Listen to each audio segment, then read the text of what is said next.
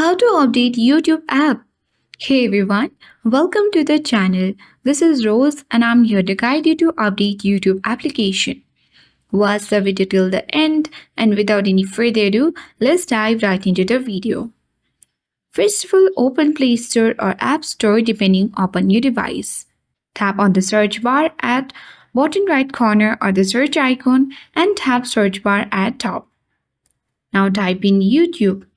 Search for YouTube application and then tap YouTube. As you can see, we have got updates for the YouTube application. You need to simply tap on update button and then update will start. And after a few hours or certain minutes, your application will be up to date. So it has been started to update and after a while, your YouTube application will be up to date.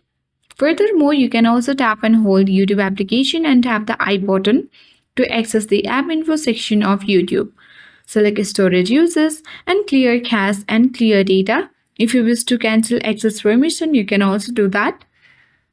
Once you follow this two-step, your app will be up to date. So that's all for today. Hope this video helped you. Thank you for watching and see you in the next video.